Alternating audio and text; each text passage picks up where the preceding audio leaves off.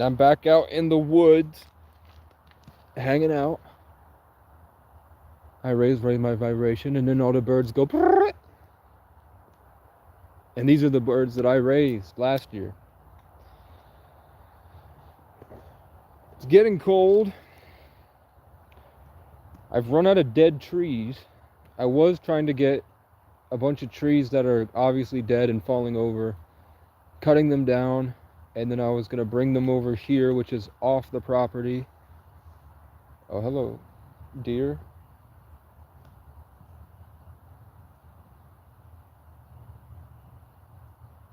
Oh, it's not a deer. What is it? It's a fat fucking squirrel. And that sound was not a deer jumping, it was a plop on the ground and it fell out of a tree. So, this worked for me once. It's good when you have a... Well, to start off, I want to say, I do see things. And the things I see are very calculated, and they often don't... They're very different from each other. Like if I told you I saw the same exact horned demon every night. But I don't. I see very different things. Which is a much harder explanation. But there is a pattern in the interactions that there is a solidarity there. And that is when I get to a point where I'm free from influence, meaning I don't feel this pressure and I don't feel other people's personalities and their energies and their influences are attacking me. And when they attack me, boundaries is a huge issue.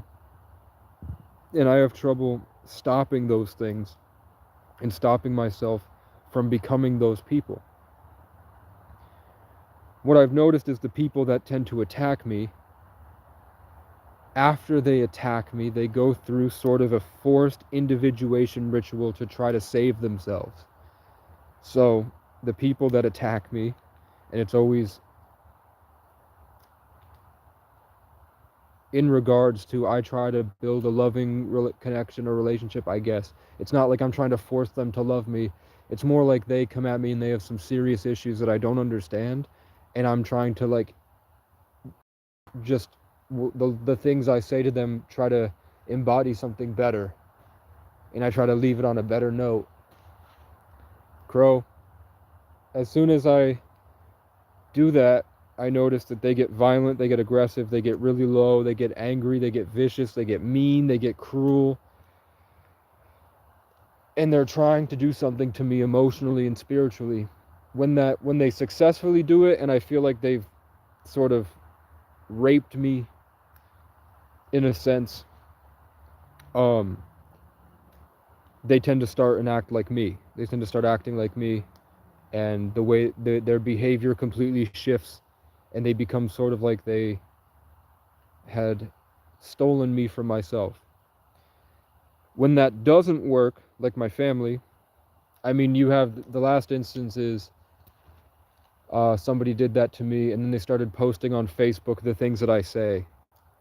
So like they found things that I say that came to their algorithm, and they reposted, like their algorithm showed them the points that I make when they watched the channel, and then all of a sudden after they felt like they had gotten me, they started regurgitating the same points I was making. I think they were, in that specific case, they were upset about the YouTube, but it's not always the YouTube, it's usually about women. It's usually that in the past, when I had a 6-pack and I could bench press 2 plates and 25, and I could do like 50 pull-ups, and I could squat, like, I think I could squat, at my best, I was able to squat 3 plates on either side. I don't know how much that was. I wasn't doing the math on it and monitoring my results. I would just go in and I would get angry and I'd just push it, and then I loved that whole rejuvenation ritual. for myself at nobody else's expense. But what I'm seeing there is like, say a good example is the last girl I talked to. Um, she had told me things like, I think Facebook is dumb, and she kind of said the same stuff as like, I think people like the way they make posts about themselves and they like throw their life into other people's, and they change their profile picture every day and they're constantly changing their usernames. Stuff like that is coming from a place of, in their own words, this is my way of explaining it. They said that that was not themselves, and that they were so latched onto an idea that they were creating, because they were running from themselves and the truth of it. But then when they leave my presence and they go somewhere else, they're under spiritual attack. And I think that most people, they still believe the stigma around that, which was made to shame Native Americans. So they don't recognize spiritual warfare because they don't believe it. So then everything that girl had said they didn't like, all of a sudden they started doing it for like a week straight.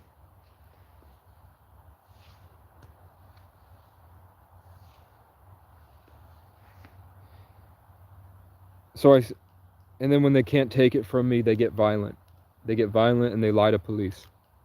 They weaponize anybody they can to get me, because they couldn't get me. Like guys saying, I'm going to pay my bloods to kill you. And I'm like, okay, bro, you're still ugly. Your girlfriend's ugly, and you're going to marry her because you can't get anybody better. So congratulations, that's the best girl you'll ever have. After he called me a schizo faggot homeless dude, and I was like, you're mad that I dated women that you'll never be able to sleep with in your entire life. Especially now that you're getting older. You lost your chance, Rowan. So, but the things I see, when I can break free from that stuff, which is always tormenting me, when I break free from that stuff,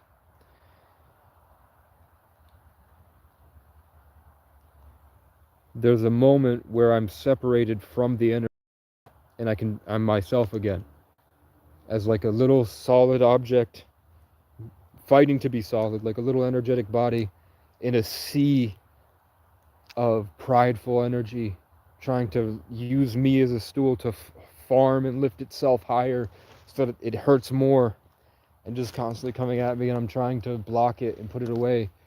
But now they're trying to use me as a farm, and they go on social media to try to make more people their farm. In that, I woke up, I mean, I'll see things like a giant bull statue being brought out in a satanic ritual, and then I don't know anything about that, but then later I'll see the exact ritual on my phone, scrolling, I'll see that they do that. They bring the giant bull, and it's a Satanist thing. So I'll see stuff like that. I'll see like fat dudes jerking off, and how ugly and gross they are, and they're in their 40s. It's like I'm being shown things that I'm like, I don't want to see this. Being tormented by an outside force. But then I'll see things like last night, I woke up and I was free. I was having my own thoughts. My own consciousness was flowing. My own creation was generating reality. And what I saw was something hooded. Its face was static like TV static, and it had TV static horns. And every time I was trying to think and trying to create and trying to manifest whatever, it was blocking me and sending like chaotic static attacks in the form of songs. Like it was playing songs, it was other people's voices, it was comments, and it was just hitting me, and I was feeling literal pain where its electromagnetic stimulation that it was sending outside me was hitting me. And I was realizing that it was trying to drive me unconscious and replace my thoughts. When I looked further, because usually I've gotten a good resistance to it when I get these spiritual attacks, I've gotten a sense of boundaries, and when that happens, I think with curiosity, I can sort of zoom past and pick up on a greater sense of information.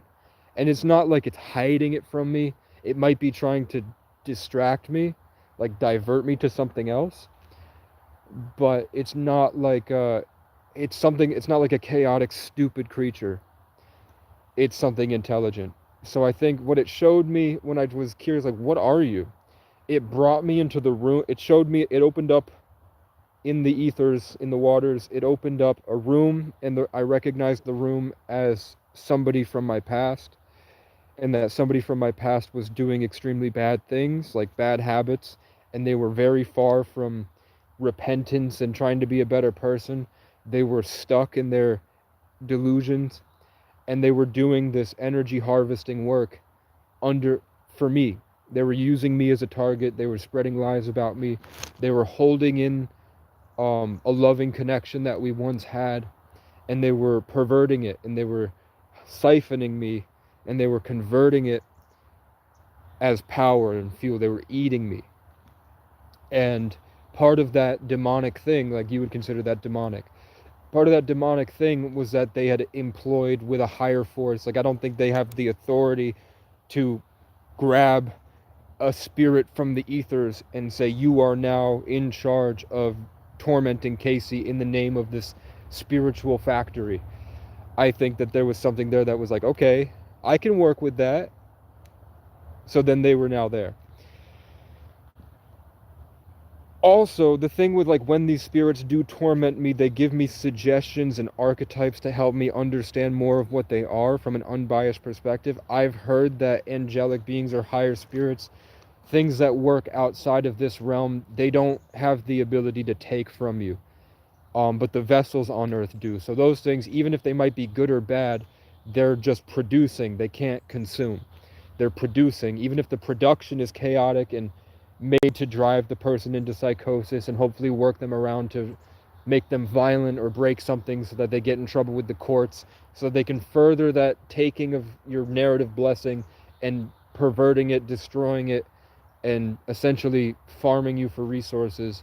It's not in a way that they're consuming it directly. Maybe a greater, like a satanic thing, would be consuming it.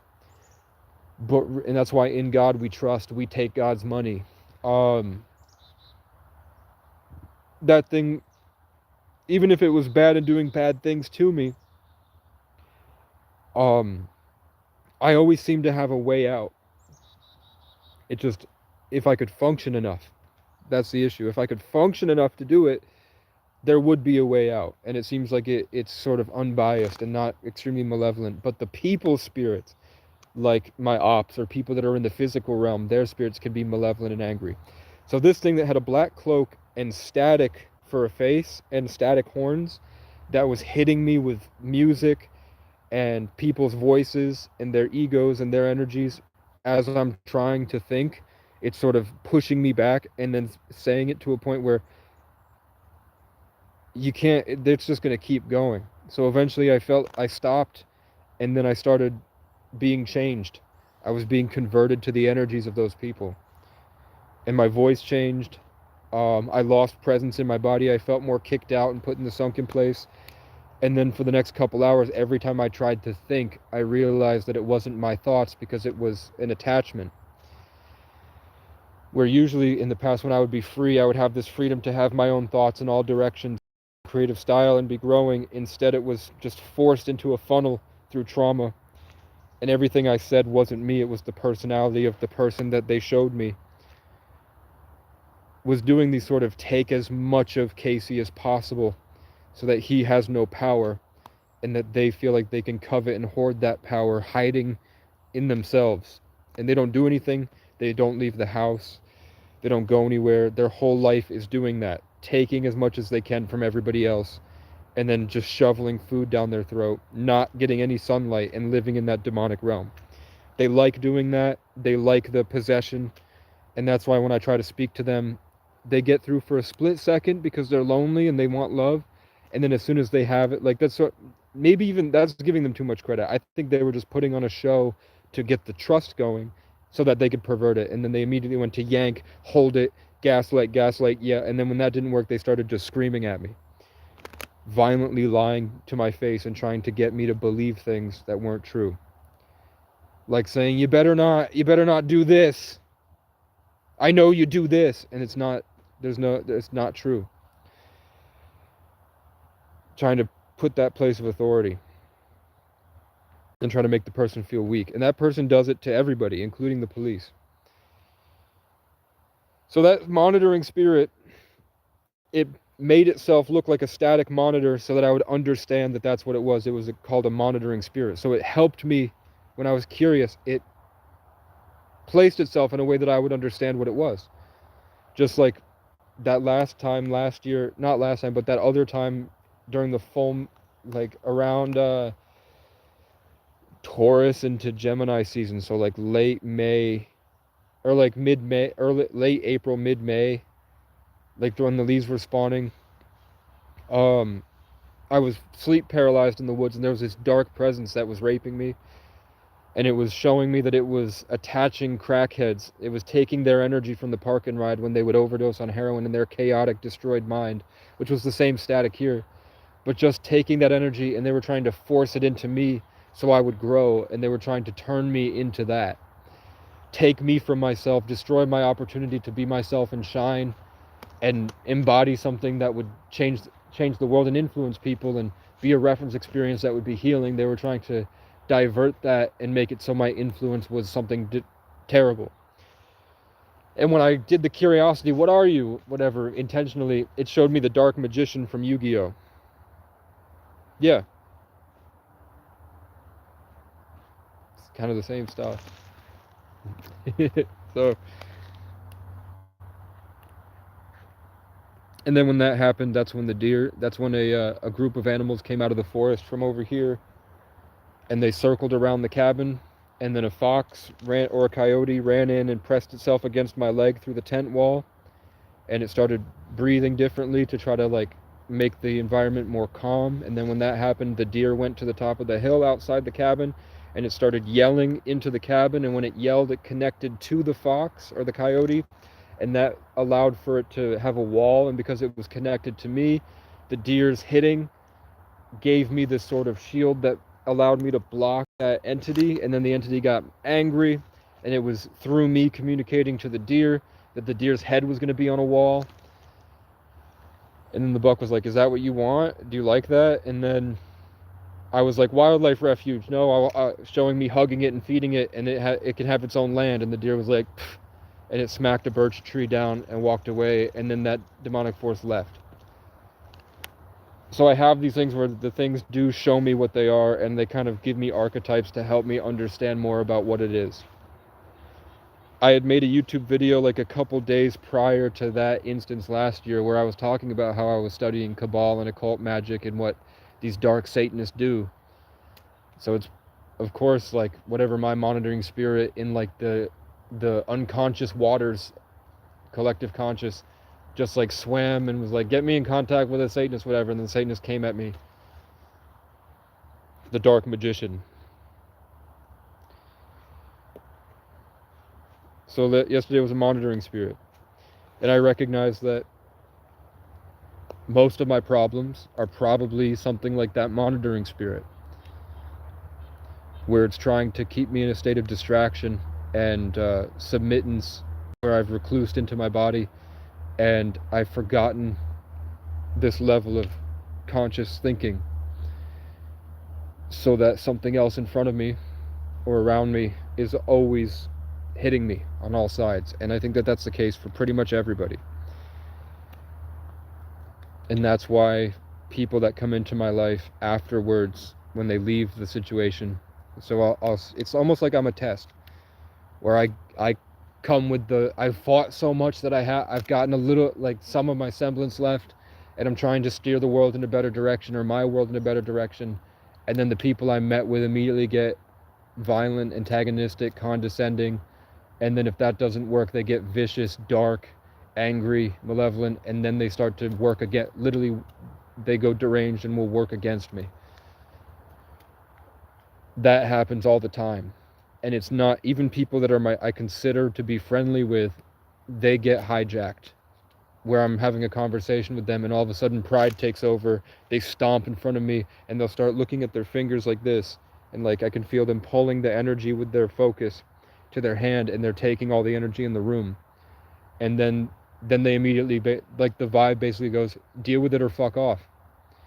Even if they're my friend or like my worker at a community action program, they'll do shit like that where they harvest all the light in the room. When I bring it, they harvest it all for themselves, and then they kick me back out into the cold.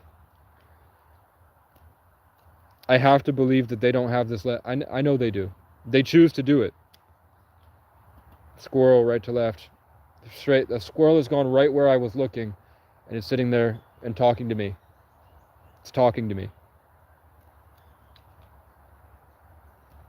They're now in position here on either trees, straight in front of me. So they climbed from 2 other trees, and now they went to this tree, and now they're up there where I was looking and talking. I don't know if it's hard. They could be territorial, and I'm a Sagittarius, so I'm accidentally shooting the energy out or something, and now they feel like their territory's threatened. But when I wake up in the morning in the past, remember this summer when I didn't have this, and I was more on the ground, and the squirrel would come up and talk to me, and would be and he'd get like right up in front of me and would talk to me. After the hurricane, when I was in the shed last year, the crows were bothering me, but I was in this half dream state where I shed away the traumas, and I was more focused, and the crow's influence wasn't able to affect me. And the crow came up to me, and it went trying to either form words, or it was doing some stuff that's different than its cause. It was trying to communicate. So that stuff. And go to any Native American tribe. They might not tell you it flat out, because look at what their culture has suffered in the past 300 years. So they might not be that willing to talk to outsiders who are just curious. But I bet if I went and I didn't record it, and I said, you keep hearing footsteps on my live, or in your life.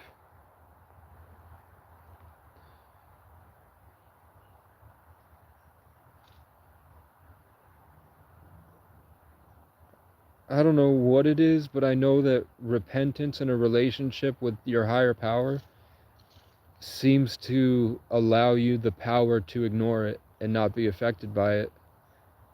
Like I felt like when I was able to connect to back when I could connect to my higher power, back in the day, I would be gifted, like I would be full of energy, and it was probably mine.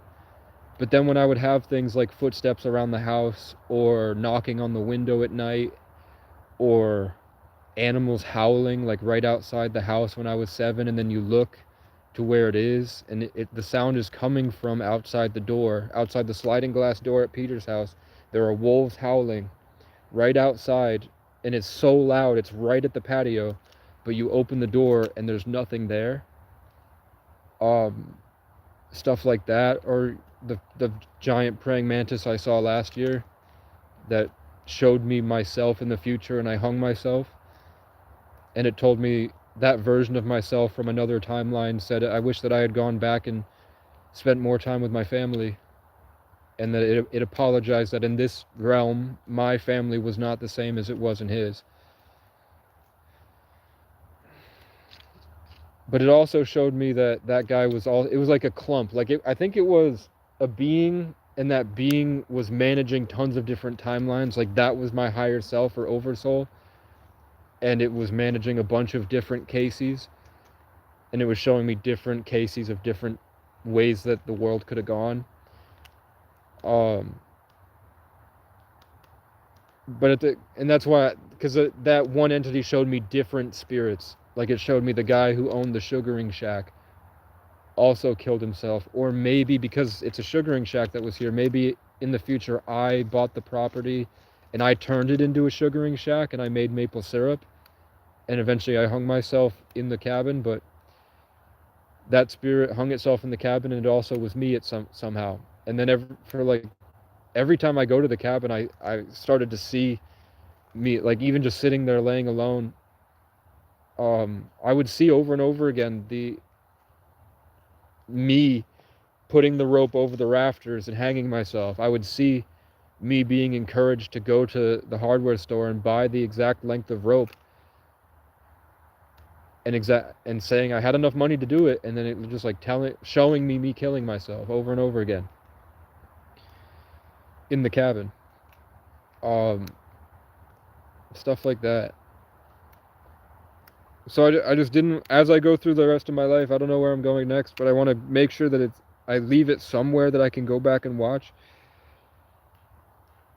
because I know that my problems aren't just delusions. And there's just a physical pattern in real life that demonstrates and showcases that these things happening in spirit are happening.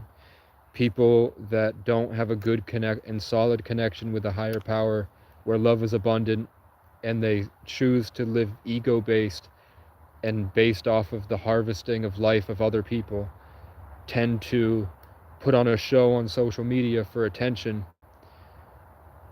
change their profile picture a bunch, change their usernames, whatever. They constantly go through this ego cycle of trying to find something that works, in order to get them into a position where they can start to harvest the creative energy of their communities.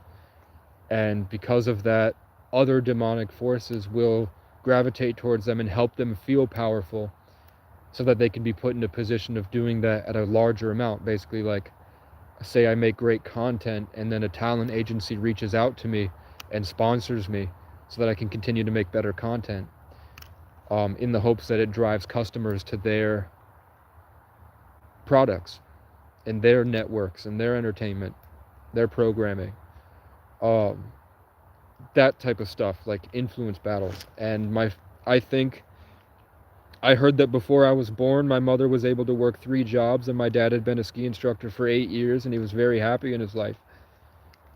After I was born, my mom has ceased functioning, has been in Section 8, hiding and screaming at herself and fighting me, attacking me, for 25 years now.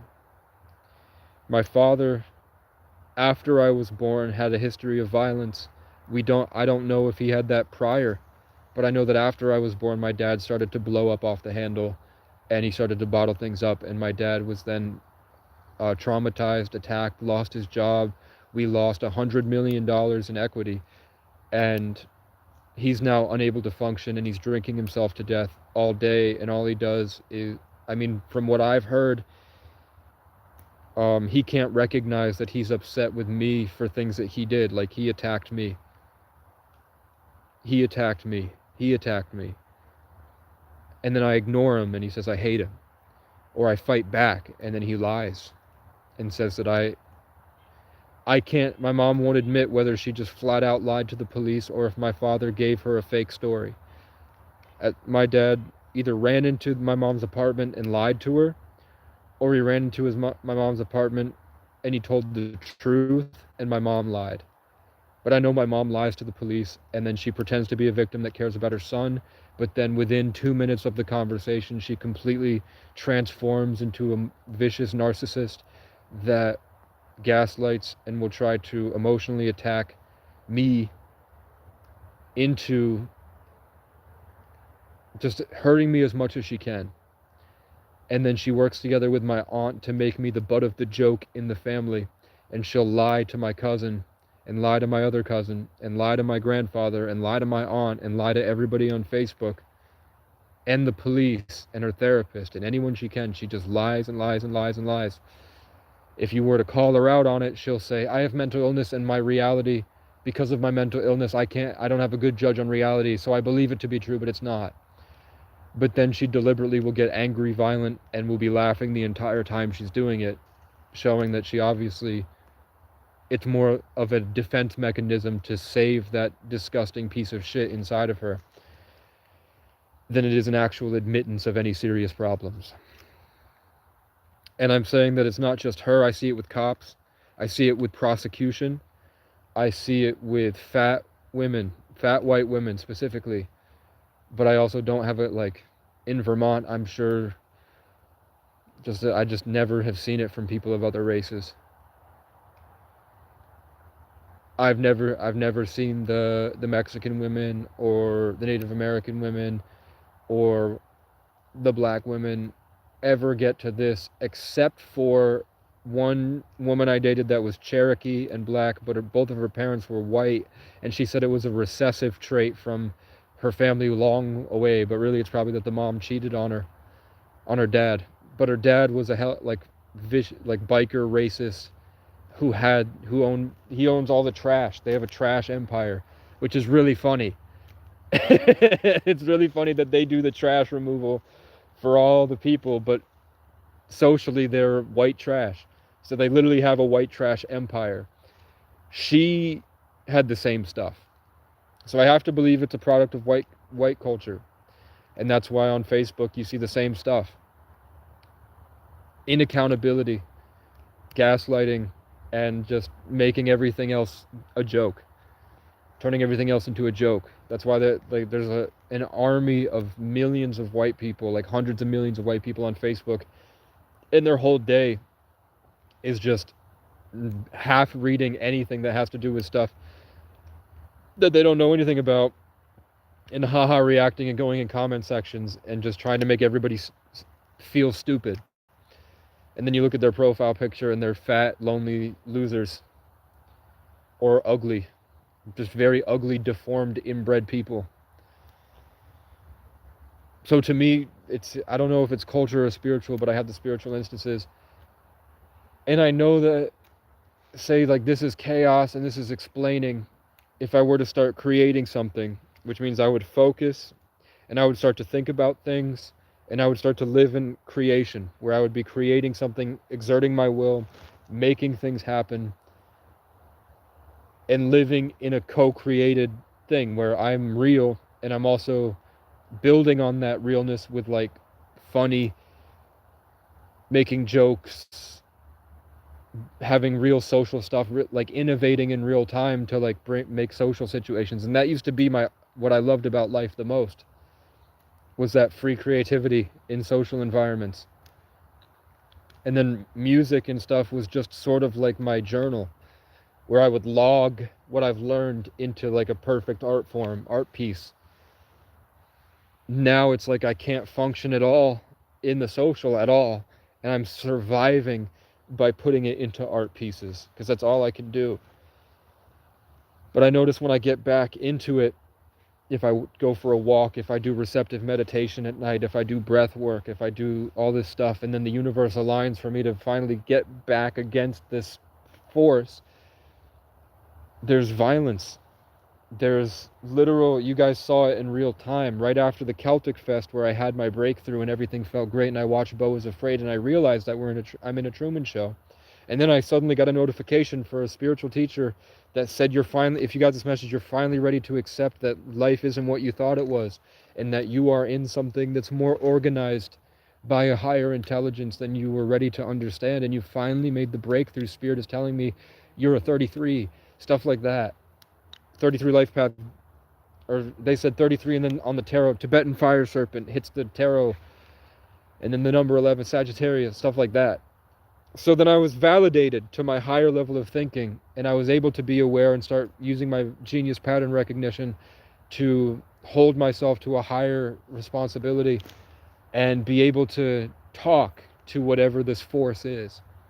Instead of like suffering and stuck in the belief of maybe these people are conscious, I'm able to fully recognize that if people are being controlled by an outside influence that has a will, it would be able to stimulate them into being inspired to say something to me, and I can communicate directly with that entity through other vessels. And then I'm attacked.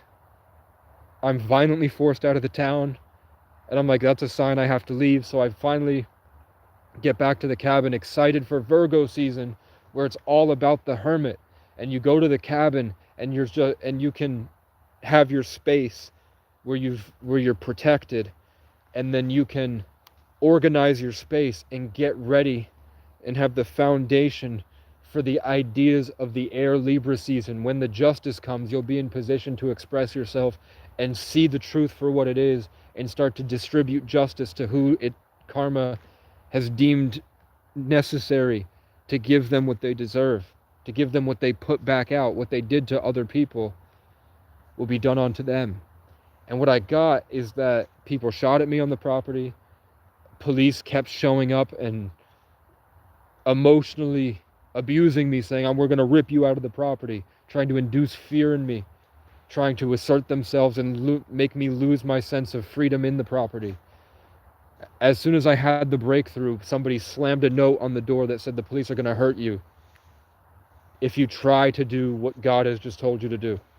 So instead, the attacks came heavy, and I got stuck again to the forces.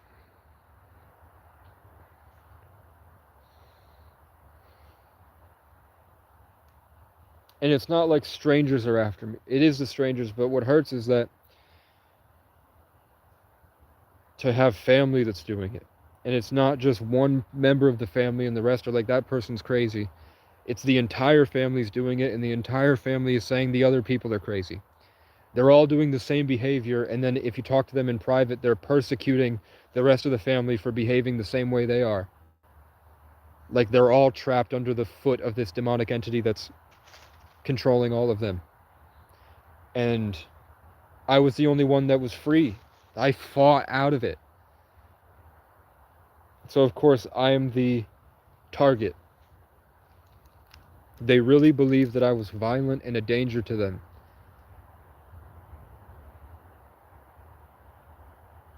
Three of them have never had any instance of witnessing me behave that way, and they have the common sense to recognize that my mom and dad are full of shit. They understand my father was violent, and he had violent tendencies and used to attack my mom. But they can't believe that I defended myself against my father's violent attacks in a very simple way of this. They know my dad grabbed me by the leg and he whipped me around his house when I was 14, trying to drag me out of the apartment and whip me out into -20, and then he was going to lock me out with no clothes, just socks, pajama bottoms, and a V-neck. When he couldn't do it because I kept crawling out and escaping after he was whipping me around, he ran and grabbed a hammer, ran at me, and swung it like this. And then he froze, and then he ran into my room to break everything I owned. So I ran in and picked up this 280-pound man, and I whipped him over my shoulder with retard strength and broke his hip, grabbed my Xbox and my TV because he had landed on my guitar, and I grabbed my Xbox and TV and barefoot walked a mile down the road in sub-zero weather. And then my dad is in his car driving like 60 miles an hour, and it's snowing and the ground is slippery, and he's trying to play chicken. Like he gets just as close to me as he can, and then he whips back around and then tries to hit me again, and he stops the car and he's just staring at me like this. And then he takes off again. He's trying to accidentally slip and kill me. And then he has a heart attack. And then as I'm trying, my fingers are purple and I can't move them, and I'm trying to fix this landline of a guy that has cancer and can't speak, which if I don't smoke is probably a representation of me in the future if I don't stop. But I did quit cigarettes, and this vape is much better. Like,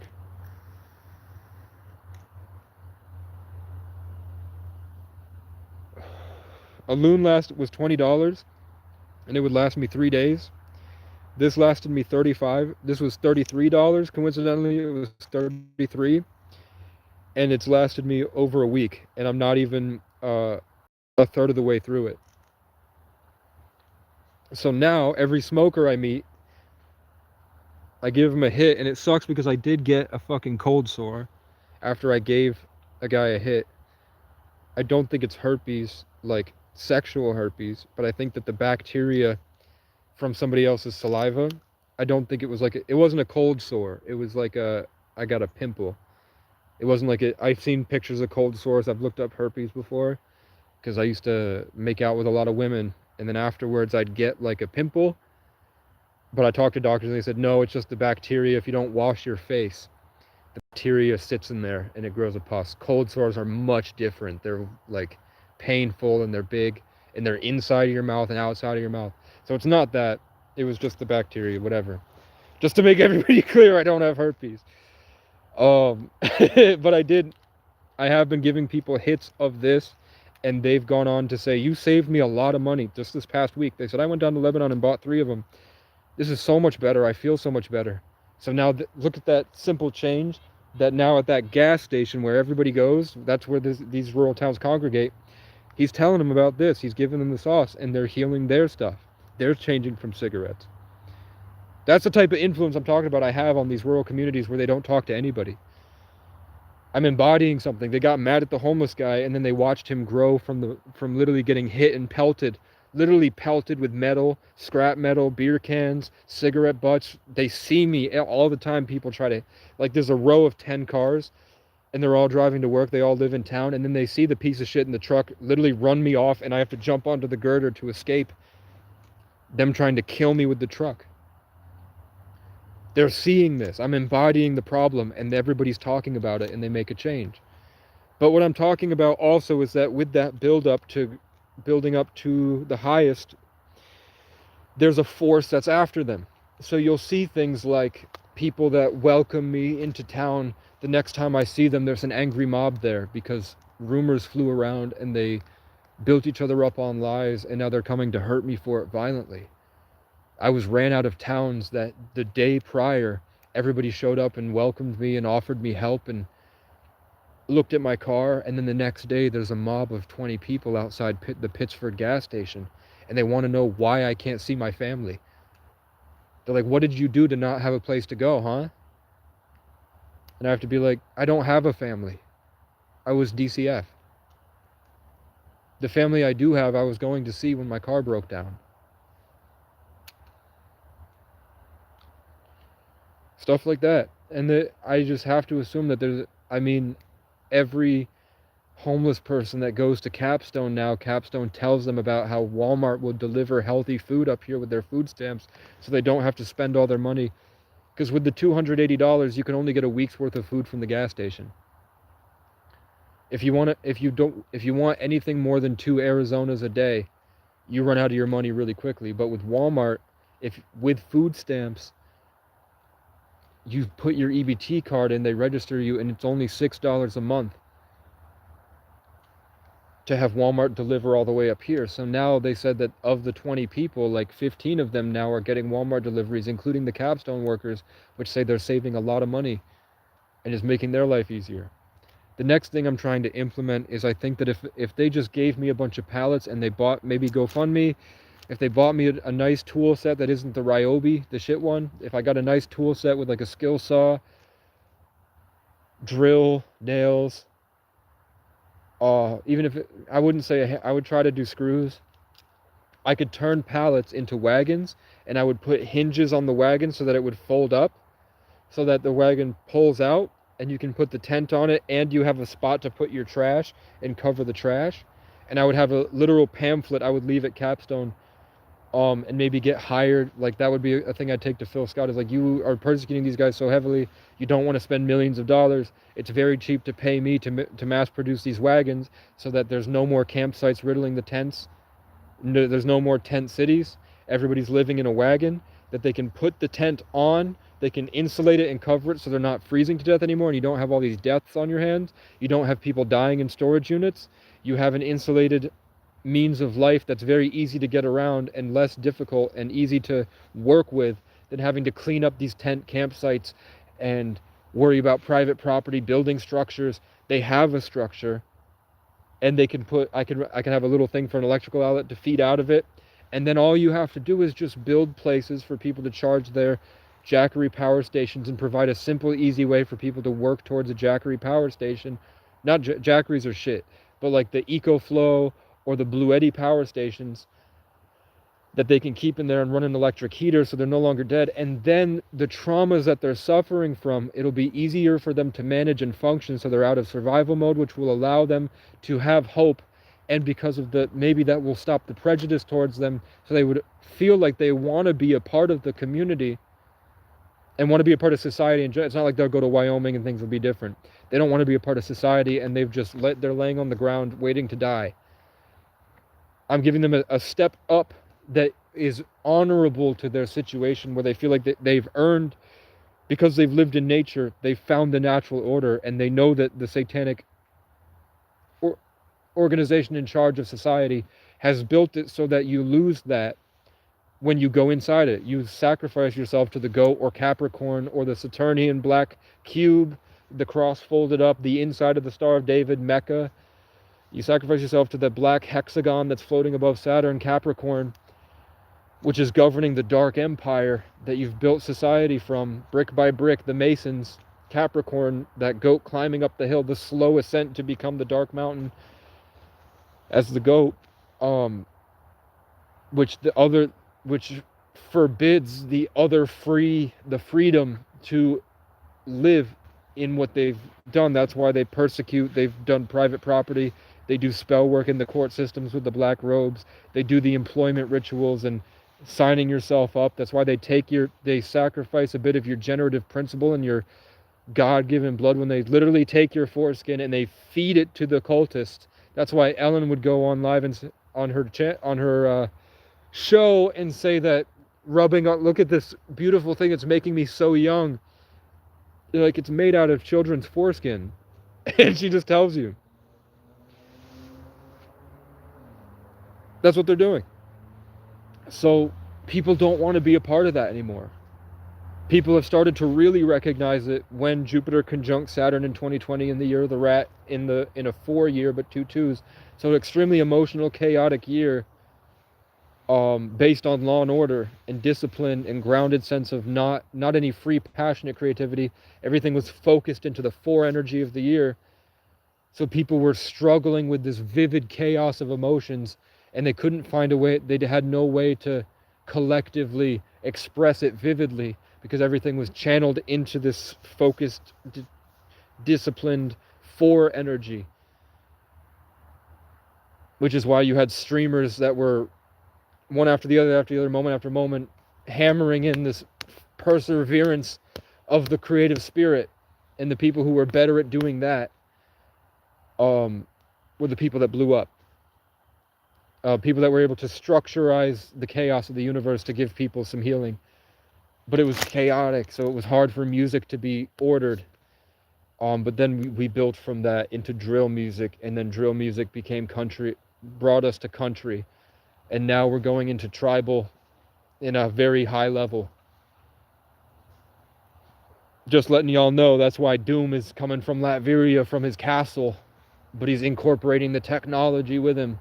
And I told you it was going to be green and gray years ago. It's going to be green and gray next year, and then the tip of 2027 is going to be blue. It's going to be mountaintop peak vibes and bright blue. But it's going to be cold. And then 2028 completely shifts. It's going to be like purplish gold and maroon. And then 2029 will be gold. And then 2030, things will change very heavily. It's going to be very different in 2030. And if you notice, that's when all their agendas take place. Because they're trying to keep their cult that's been going on for thousands of years.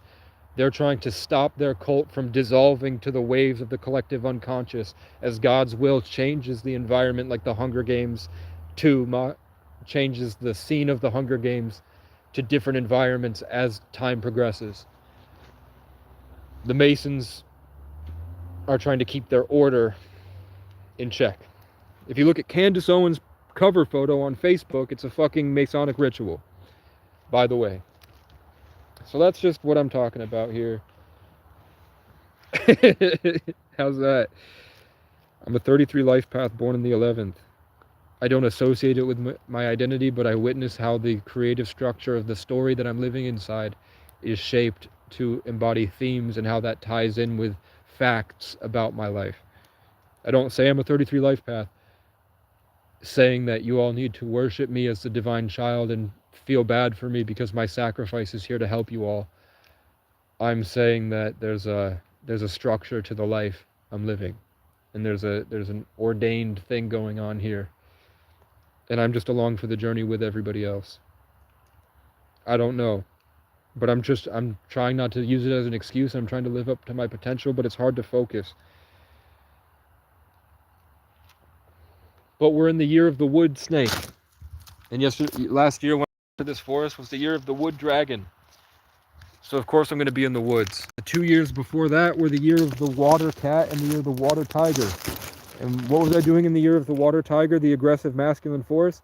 I was driving around Plattsburgh, New York, on the other side of Lake Champlain in the summer, helping people that had just gotten out of prison for weed charges. They were caught with a little bit of weed and they were black, so they got 5 years in prison.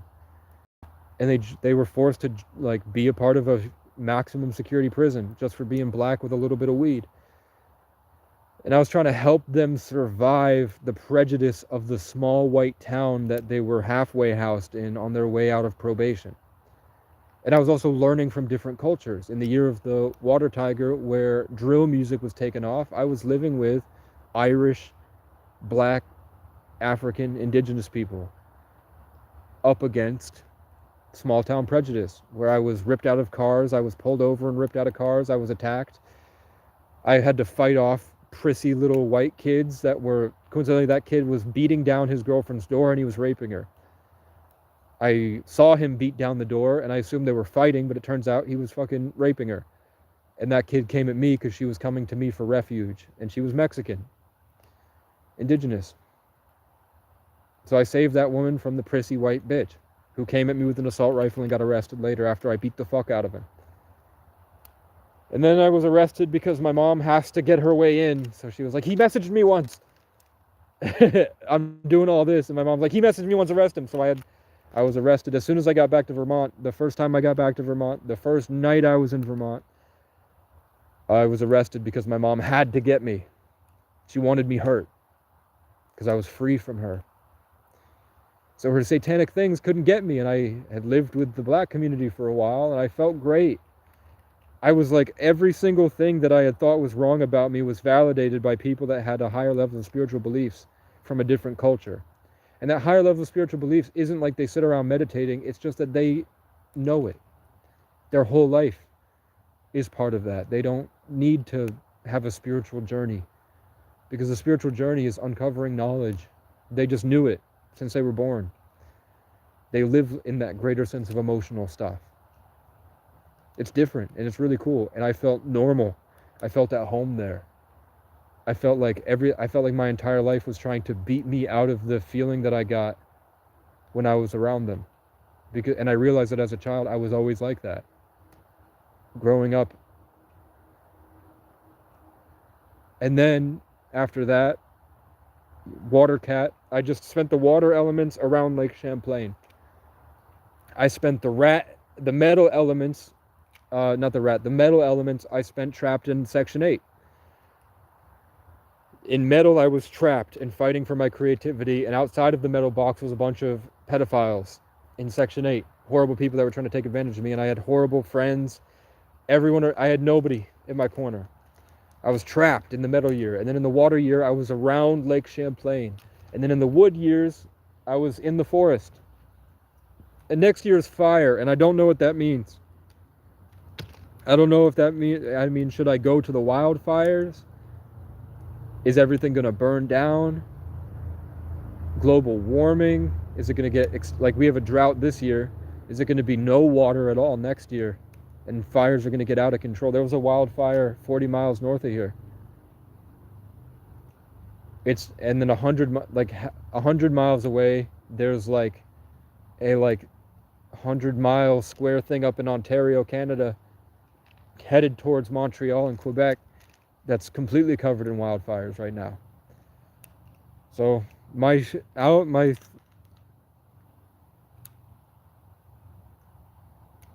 I wanted to call this series Wildfire.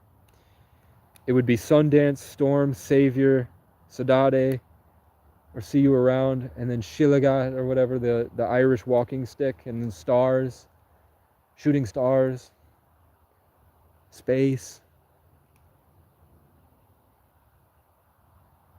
stampede, all the album, and then before that was Soul, I think.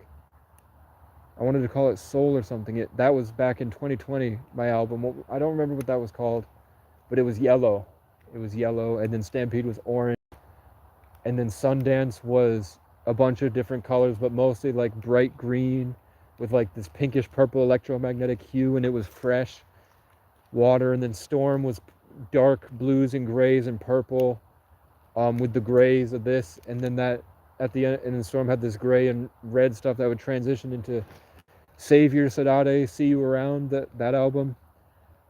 And that was red, gray, black, maroon, dark. And then this year, I didn't have a name this year. I had a bunch of different EPs, but I didn't have a full album for this year. That's what I'm talking about. The creations in my spirit coincided with God's creation on earth, which coincided with the events that happened, the steering of the collective unconscious. There's a will at place that's putting on a show for us, and the world is a stage. So to say I have schizophrenia is just, or I need help, is really just a dismissive blanket statement, I think, to make the people saying it feel better. People are like, he needs help, he needs help, he needs help. And I was like, man, if I had had a portable power station 6 months ago, and I had that orange internet that let me get a good Wi-Fi signal out here, I could have done like time-lapse videos of me clearing the property and building a stone castle and stuff like that. But I was trapped in survival. And I was trespassed from everywhere. I could have charged my phone back then. I was stuck, and I take responsibility for that. I could have done better. But I still wrote songs. I tried to work out, and then I got injured. The spiritual warfare is always extremely heavy. And it just seems like so just the last proof, the hammer on the coffin for anyone watching that I'm in a Truman Show is last time I went to Rumor Has It. Rumor Has It is owned by a guy named Ray. He's a really good guy. Ray, when I got there, I was talking about how Casey, Kai Cenat, and Ray, and Casey Rocket and Adam Ray are paired together. When I got there, rumors were causing people to try to kill me, and Ray at Rumor Has It and the people at Rumor Has It were defending me from the rumors. Coincidentally, at the end of the year of the bear, Ray got a bear head that he has on the wall now. At the end of the moose cycle, he got a giant moose head, and now at the end of the mountain lion cycle, I'm sure he'll get a mountain lion, but at the very least, I have a deer head now that I'm going to offer him if I can't put it anywhere. But I went in there to see to like just check out. Sometimes Heather donates and I get some money for like a belt, or usually it all goes to socks. I get socks and cookware and stuff like that from the thrift store. I went in there and the guy had a conversation with me about ancient cults. I talked about how it's just weird that my dad worked for the DuPont family and that I came out of 33 Life Path, born on the 11th, named Casey, which is the tree of life, the immortal, pure, incorruptible essence of the highest form of creation, its essence, the DMT inside of it, to the higher realms and give them the blessings of God, the example set for the world of what purity is. And my name's Casey, and my mom told me she was named after me because she looked in a book and something told her to pick it. It felt right. So she picked Casey when I was supposed to be named Frank. The first episode of Shameless that I saw was the episode where Casey gets kidnapped by Frank's family, and they have to get him home to his dad, Gary, and my dad's name is Gary. And we used to love Shameless for whatever reason. But after that DuPont family conversation and the ancient cult conversation and the I'm being followed conversation and the gang stalking conversation and the 33 Life Path conversation, and that it's not a coincidence that I'm a 33 Life Path conversation because of the DuPont family, the next time that I go in, Ray tells me Somebody came in and gave him a truck that says DuPont on it and the number 24. I got here in 24. 24 adds up to 6. 33 adds up to 6. And Ray just decided to put it right where I was standing in the conversation I had with somebody a week prior. And Ray has no idea anything about that story. He doesn't know about Kai Cenat and Ray. I don't tell him these things. But he just relays to me everything. And then he suggests that I go see a guy named Gary about a property up the road that they have $60 a month storage units, and I might be able to live inside one.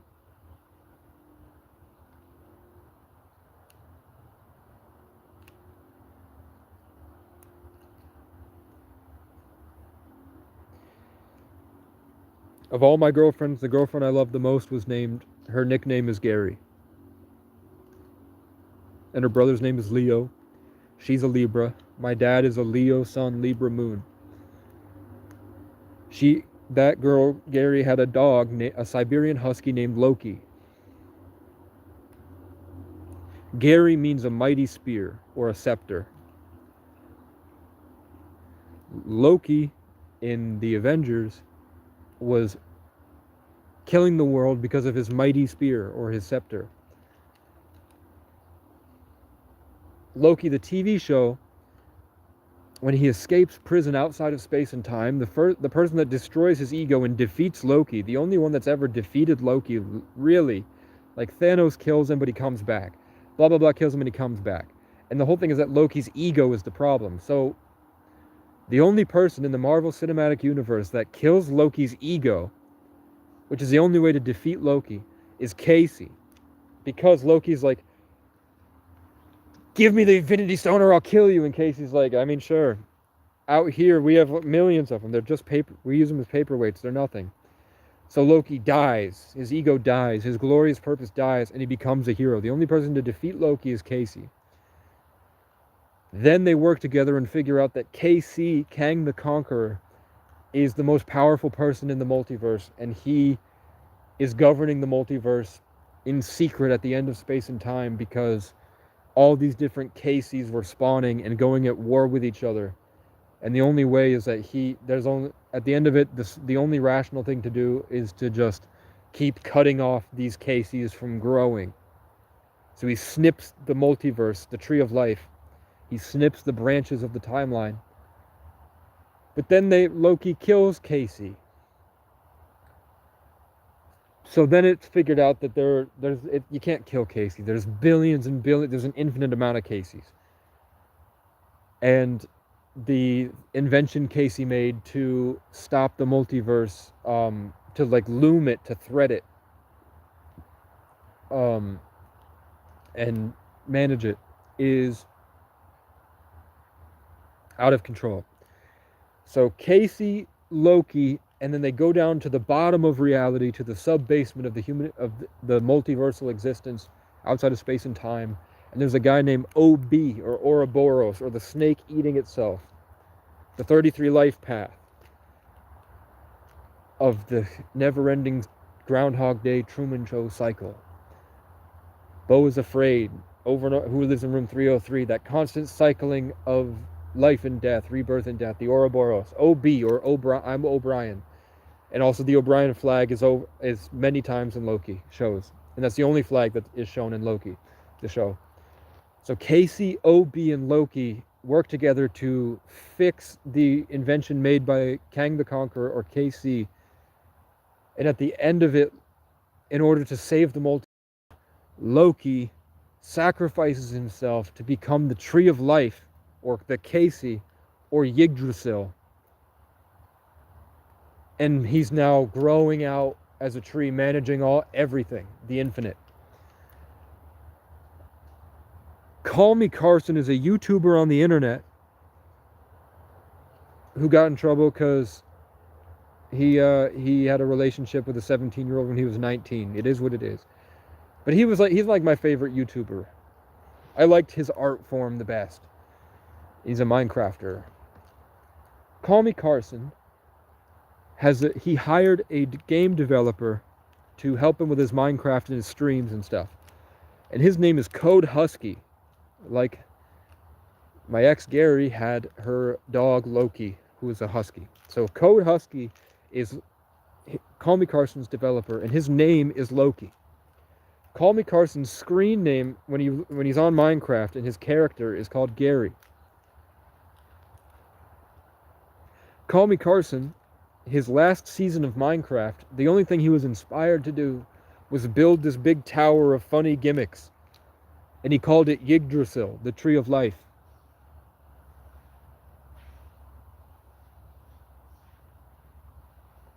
And that's just happening over and over and over and over and over and over again in my life. Over and over and over and over. I can't escape it. It's everywhere. It's all the time. The same names. Daniel, River, Aaron, Brian, Casey, Vicky, Vincent, Frank, Heather, Haley, Hayden, John, Jordan, Justin, Andrew, Dylan, Tristan, Owen or Rowan or Lowen, whatever has the Owen in the name, Robin,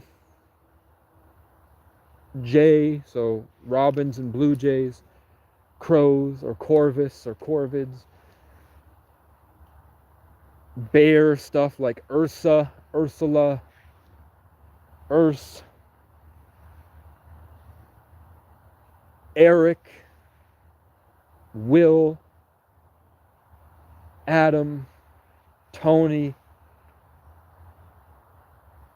and then the L-E-L, like Elohim, whatever, Ellie, Ellen, Ella, whatever, and then Joe or Joel, and then we have Loki, Dagda, Morgan, the Irish god symbolism, Day.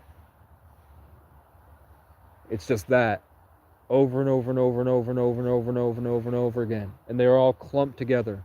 When you find one, you find three. And it's not like you're reaching for it. It's the same thing. And my life is moving, but the story is not changing.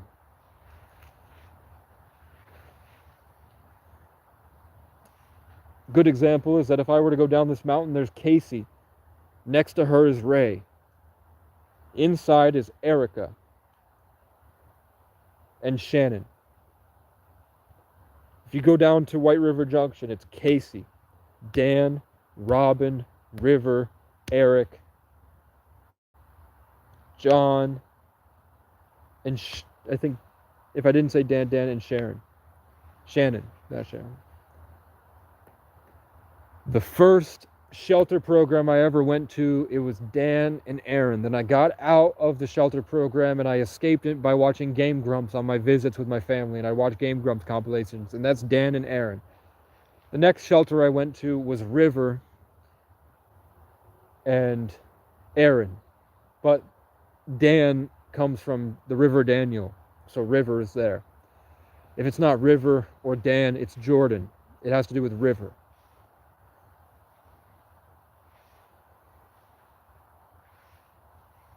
And it's just that. Over and over again. All the time. Inescapable. And I don't know what to do. What's my purpose? Bird over there, Blue Jay on my left side, Robin on my right side. And there's a squirrel. I don't know what to do, man. So I'm just trying to, I'm like, I don't know what to do, but I know I'm getting ideas, and I want to implement those ideas. I make songs, The Wagon, eco villages, tours, short films, getting a camera, making content on the internet, building a stone house in the woods from rocks in the river. And I know life is just about being grateful what you have and enjoying it while more is to come. I know that's God's plan, is to make you humble and grateful for what you have, and then more, as long as you stay grateful and you ride that wave, more is to come. Obviously, I'm young and I would like to get buff and have relationships and have a fulfilling social life, and go on dates and drive my car around and have that part of my life before I'm too old for it. I'm 25. I want that. So I want transportation and access to a place I can put a gym. But I don't want to lose what I have here.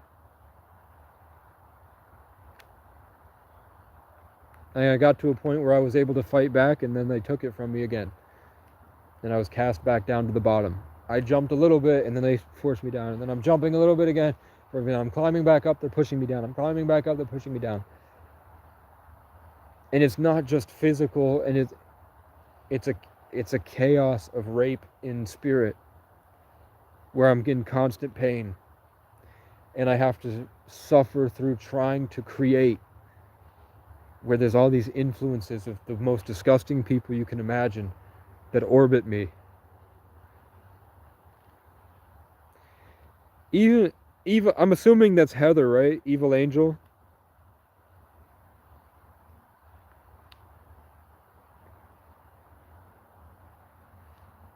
It's probably Heather, right?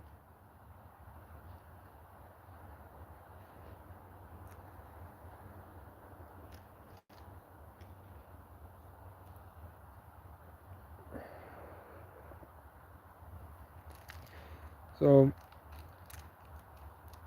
I'm not calling you disgusting, but I'm saying that life is hard, and there's spiritual stuff. I hope my teaching has reached some people about humility and building a foundation of progress so that you can separate from your identity and focus on being grateful and identifying more with your actions and your effect on other people. And then instead of taking great care to build your own personality and your character, you take more care in seeing how you're in the style of your actions towards others. But I'm just a Sagittarius. If you were to watch John Zerka's content, he's talking to you about how to flow like a fish in belief systems using ancient wisdom. If you were to talk to an Aries, maybe they would talk about how to be the whatever. I don't know. Or a Leo, whatever. It's different for everyone.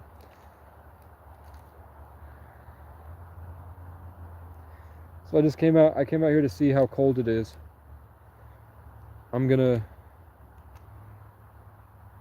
Should I order food from Walmart? Nothing on my right side but birds on my left. So I should fast. I don't want to fast. Oh, bird on my right side.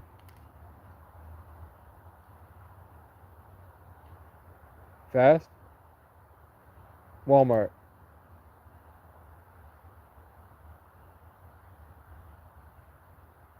I don't know. They're circling me now. They're on all sides. I want to shove smart food down my gullet tonight because it makes me feel better. And my eggs have gone bad.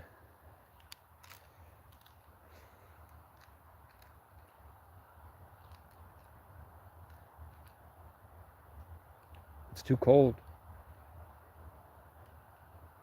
It would be futile to get an e-bike at this point because by the time that I got it, it would be winter. I don't know if it's worth it to get a car because the car would just rust. As soon as you put a car through winter, it doesn't make it very long. Like in Vermont, cars are usually only especially if you live in a car and you're driving it all day. Vermont is not the police are weaponized against the homeless at this point. The only way I'm surviving is because I'm here, and they're trying to get me here, and they're trying to get me through the court system. They're really trying to get me through the court system. And if I got a car, when I had the car, every single day I was pulled over and police would slam on my window, punch at my window, attack my car, slam on the back of the car as they're walking towards me, pulling me over everywhere, ripping me out of the car, trespassing me from everywhere. just persecuting me for trying to make money door dashing because I couldn't function enough to work a normal job back then. So they were traumatizing me, hoping that what they do is they're hoping they can hurt them enough that they leave. They're like, if the whole community just makes life so hell for them, they'll either lash out naturally and we can throw them in jail and ruin their life, or we can drive them to a place where they'll freeze to death, or we'll drive them to a place and then we'll have our uncle come from out of state, drive up here and pop them and then drive back, and we have an alibi for him. We'll make a 12-hour AI video of him sleeping, something like that. So I know if I got a car, I'm going up against that again. That was hell. I don't want to go through it again.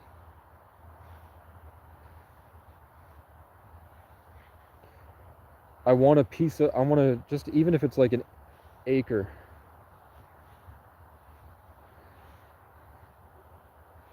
But the whole point, like, spell work is so heavy. And what it is say I'm trying to create my life and I'm trying to like personalize it and change it to my energy and just try to enjoy my life. Spell work is trying to permanently damage your creation so that you permanently live in a trap.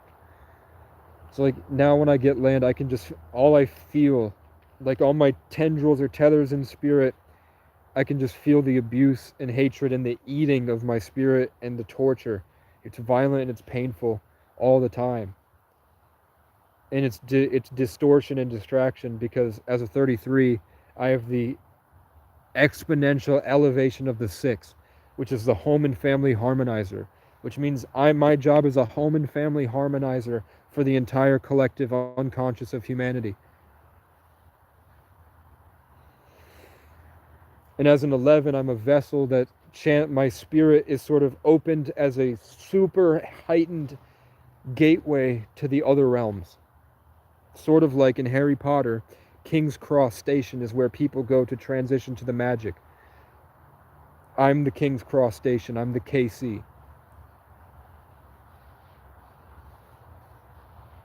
Where Harry, the Leo, born on the 31st,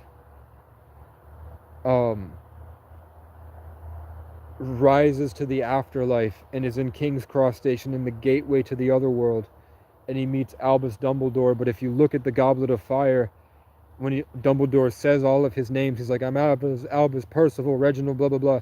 But then he pauses and he looks at the camera and he goes, Brian, Dumbledore. You can just look at that. He goes, Brian. So when Harry Potter meets Brian Dumbledore in the KC station where Brian is exalted, which is what Brian means. Brian Dumbledore is exalted in the afterlife with the power. He comes through KC to teach the chosen embodiment, whatever the hero, how to defeat the snake or Capricorn. Voldemort, who is a Capricorn. Tom Riddle, Voldemort, is a Capricorn. Harry is a Leo. So in the Leo, because of Casey and Brian together, he's given what's necessary to defeat Capricorn or the devil or the serpent. But then you have the chosen one. The real chosen one is Neville. The other cool stuff is that like Hermione, the organizer, is the Virgo, and then Ron, the guy who, because of his belief of a better tomorrow, he's like, even though he's the emotional support, the guy in the orange adorned symbolism who survives by his belief in everything. He's actually the one that creates the situations for this to happen. The Pisces belief, he's a Pisces, the belief in everything, his hope for the better world, his like righteousness is what is the driving force for all of them. Without Ron, there's nothing. And that was the point that Deathly Hallows was trying to make. Is that Ron is the one that got them through the journey. Without Ron, the journey was just running in circles, doing nothing. Ron was, in his belief in the future, is what got them through it. Hermione's organizational skills got them through it. And then Harry, his only special power at all is that he's the Leo. he is the boy who lived. He embodies, and it wasn't his power that made him survive the attack. It was something else about people that orbited the Leo. All the characters orbiting that Leo was the reason. Joe Rogan isn't, people don't like Joe Rogan for his personality. They like Joe Rogan because of all of the people that orbit Joe Rogan. That's all that Leo power is. People are like, I love Leo so much. Leos are only anything because of the community orbiting them and the people that love them. But they care about those people, and that's their power, is that they care about people. They often will struggle with self-doubt, and they accidentally pollute the entire solar system. So, my favorite is Hagrid, because he's the Sagittarius, and I'm the Sagittarius. And who is he but the tall guy with the big blocky head, and his whole thing, I mean, he does introduce them to the Centaurs or the Sagittarius, but he's the guy that doesn't want to be a part of the world. He wants to be alone with his little yurt in the woods, and he takes care of animals, and he's the teacher of the natural order. He's the bridge between nature and humanity. But he has a higher level of confidence, and he always is jolly and having fun. That's his whole thing, is that he's actually the wisest teacher. But the wisdom of everything is that you don't want to be a part of that shit. But he likes being around everybody, so he exalts himself to be right outside the forest. That's the symbolism of that. The orange is Sagittarius, Zeus, Jupiter. So that's why the movie about Hagrid with Buckbeak and time travel is the pumpkins. That's why they put it at the pumpkin time. Because of the orange. That's why Ron had to have orange hair. Stuff like that. Howdy. I'm just teaching people esoteric symbolism and how the people that run the world put it in our face, and that most of us are held captive by a government that harvested our ability to be free, and that we don't even know we're free. That's where I'm at. What's up, Marina? I don't know how to pronounce your name. She's pretty cool. I guess what I'm doing next, I could go talk to those guys. I could go up here.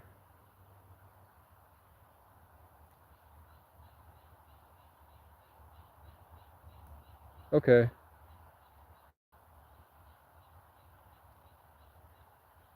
It's just cold, man. If I set up a site out here further in the woods, I know this is government property, and if you look, you can't get here. There's no way to get across this. There's no one that's ever going to come in here. And I wanted to build a stone house. Look at all these rocks, so. I mean, do you guys think in a month I could haul these stones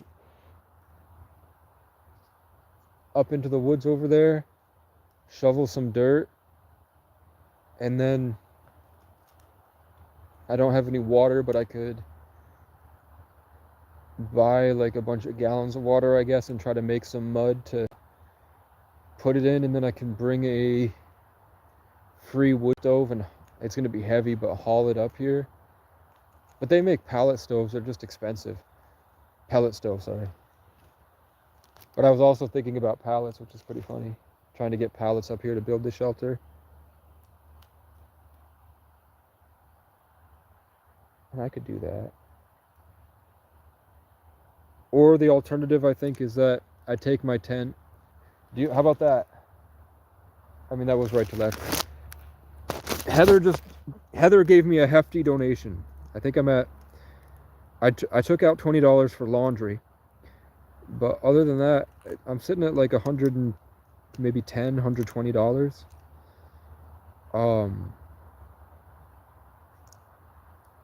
They're telling me that if I were to go to Berlin, where there are jobs and opportunities. They're saying that the police are extremely prejudiced and violent against the homeless.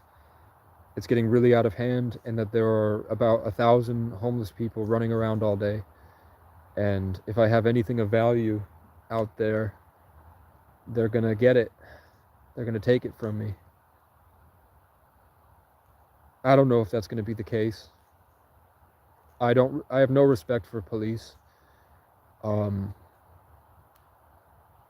I appreciate that they work to make the community a safer place, but I think that there's some type of ritual that happens in the process of becoming a law enforcement officer and being one that completely takes away your ability to understand and embody this energy I'm talking about, this freedom and connection to the natural order. I don't think in any way you'll ever have a police officer under the American government that will be capable of not being a puppet for a higher level of Saturnian influence governing their character and piloting them like a Sims character. So any conversation you have with them, they will not be able to empathize with you. They won't be capable of doing the right thing in a way that matches God's standard of perfection.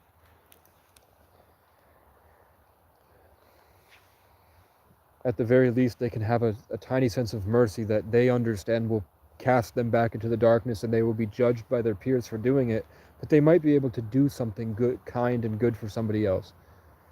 But they will understand that while they're doing it, they will feel the demonic influence the entire time. While they're doing a nice thing for somebody, they understand that their network of people that is Saturnian will be actively attacking them for it, and there's going to be thrown into a back and forth chaos of their spirit. In the cities, because everybody's compartmentalized and they're so stuck in a box, it's easy to be generally a good person, even if you're a cop, because the city itself is bad and living in it is bad. So you can have a disciplined order and move things through, but they're all operating at this very condensed level of reality, trapped in the Saturnian cube as a Bitcoin farm. You might find a good cop that makes jokes and is not a piece of shit, but you're not gonna be able to have any transference of the holiness like this, and like this higher level of condensed energies. You're not gonna find it. It's too far from this. But where I'm at, if I have this freedom, if there's all of a sudden a transference of property and this becomes mine, the wave of potential energy that could come in here that would spread out to the community is so immense. And I think, is that true? I mean, the wind is now blowing leaves left to right. I was going to say maybe that God's trying to take me out. I have a lot of tarot readings. When it comes up, and I don't watch them often, there's usually a space where I know that it's time for me to receive the messages. It's not like I can't go hunting for it and find it. That's like cherry picking and trying to make it work, even if it is like a couple seconds where it comes through. That's not for me. I'll have a for me instance that comes through. And in those for me instances, it's usually in this like cool down after a lot of suffering, and after the suffering, where they're giving me the reward of the blessing and the feel better in my suffering, they'll say, you're not meant to be here. You know you're not meant to be here. Think about it. Think about what happened today. And everyone you spoke to today. You are not meant to be here. These people are not for you. They were here to teach you things, and they're going to be judged for what they did to you. You need to get up and go somewhere else. Believe that somewhere better is out there for you. Bam! Sagittarius. You might be a Sagittarius. You might know a Sagittarius. Taurus. Okay, you might be a Taurus. It might have happened in Taurus season. Aquarius. And every single time they feel what my mom did to me and how my family, what they did to me, and how they all back each other up to character assassinate somebody based off things they made up. The lies that they spread, and they sit with themselves and jerk each other off until they feel like they've raped the power away from the chosen one and stolen it for themselves. And then they just character assassinate them and send the stupid haha emojis and heart reacts back and forth when they obviously know they're all of them are bullshitting, but they refuse to get the help they need, which is just stop being a piece of shit and repent. Now that I know what repentance is, it's all about repenting. Christianity's right. You turn to God and you have a clear and transparent relationship with the highest, and you try to be a better person every day. You take accountability and acknowledge and take account that you might be wrong at all times, and you just try to make it better all the time and just strive to be a better person. They don't repent. Repentance, as soon as my mother were to repent and she would turn to God, she would realize, I exaggerated a situation to the cops. I made it out to be more than it was. My son did not exhibit any behavior that was anywhere close to the report that I made to the police. And he was violently traumatized in front of me. He was permanently physically damaged. And he was traumatized because I lied.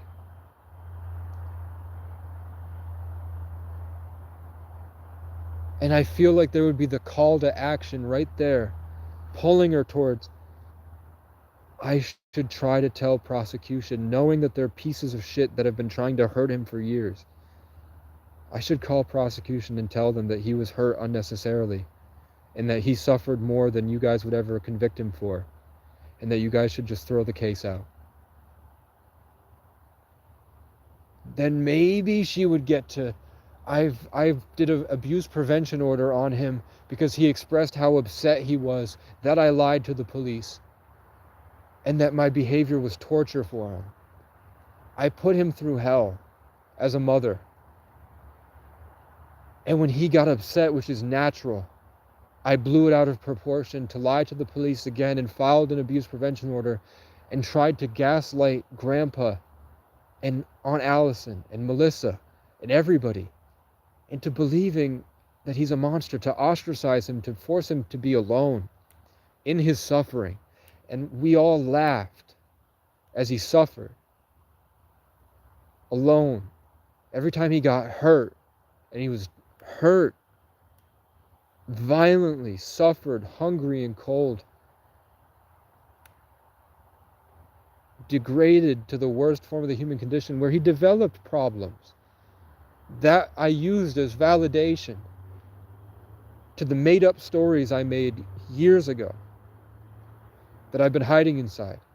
I was the catalyst for his torture and abuse, that when he developed problems from that torture and abuse, I used it as validation for lies that I made up years ago.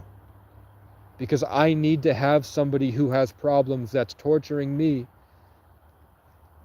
in order to pretend to be a victim and sit in Section 8 and hide away, yelling at everybody. And this is all her thoughts if she were to repent. This would immediately hit her like a truck.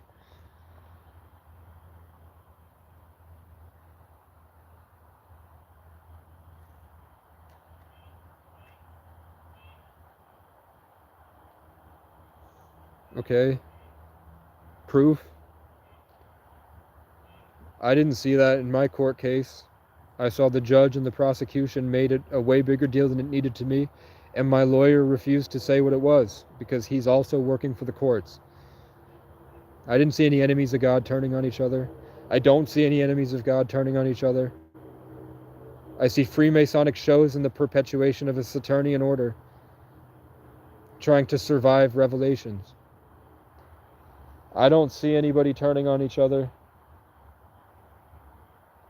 I saw in 2023, my cousin messaged me and said, I finally realized what you were talking about. My parents My mom and your mom had gaslit me into believing something that wasn't true, and I'm sorry for what happened to you, and they're keeping me trapped. They're hurting me spiritually. I feel trapped, and they're taking me from me, in his own words, and I need to get out. And I was like, have you thought about just moving out? Do you have any other family? And he was like, I've been trying to go to Esther's. I fight with my mom every day, and it's torture, in his own words. So then he leaves, and then the mom now helps my mom get me arrested.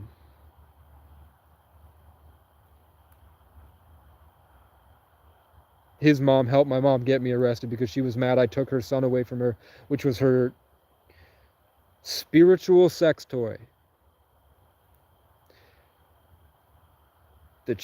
Us as kids to our parents, we were not seen as human. We weren't seen as anything other than dolls or Sims characters. At 21 years old, my aunt still treats my cousin Jesse like he's a 6-year-old, that she goes, Jesse, I love Jesse so much. You want your food? And then when Jesse's like, I'm a fucking adult, she's like, don't fucking talk to me like that. And she's like, is trying to get her consciousness into his soul. And that's rape. Trying to force my parents and my aunt, trying to force their way into us using emotional abuse, is sexual rape. The founders of psychology would say that that's sexual rape, using the generative principle, their conscious creativity, which is a sexual force, to slam it into them, destroy who they are, and take control of them, is rape. So it's not a coincidence my mom was always trying to tell me that our relationship was akin to Norman and Norma Bates, who fucked. There were a mother and son that fucked. And she knew that's the whole thing that made them a legend, was that they were a mother and son that were sexually active. And I wasn't that way, but my mom would have no way of knowing, because she has no way of seeing people for who they really are. She can't, because she can't look at herself. Take off your disguise, look inside, MRI. And my cousin's name is Shannon. Someone named Shannon brought me these wool socks to get through winter, which is pretty cool.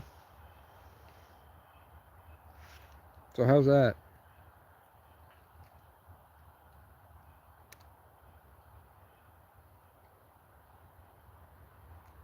Everyone already knows. They just don't want to admit it.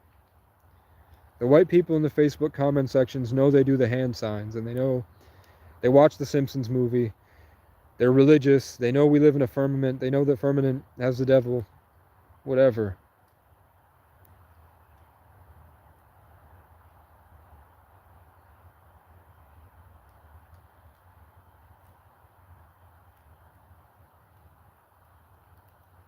I don't really see anybody pretending. I don't see any good people pretending. Like, I watched Trump and there was a church sermon that Trump and Vance and their families went to, and when they went to the church sermon, a nun went on to the podium and talked about what they're witnessing of the persecution of people based on their race, and that families are being separated, and the torture they're being put through because of the cruelty of the administration. And she begged Trump to just change it and stop it and make it better and stop doing what he knows he's doing. And they were just laughing to each other the whole time, and they looked like they were just dark, sunken evil, and they were just laughing the whole time. I don't really see anybody pretending. They might be good people that are bad people, and they're not pretending, they're doing bad things and being bad people. But there might be a speck of good in there that they're hoping someday things will change. I don't know. I don't like the drama. I don't like how dramatic it is. But yeah, I don't have any good people in my life. My lawyer doesn't give a fuck. The prosecution and they enjoy it. They enjoy what they're doing to me.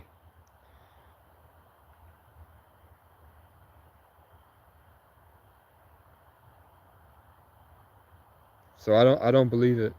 I don't believe there are good people pretending. I think it's at a spiritual level where the people that would be bad or would be worth doing anything, everyone around them has an enhanced sense of empathy from satanic ritual that would allow them to understand that they were good in pretending. They couldn't fake it.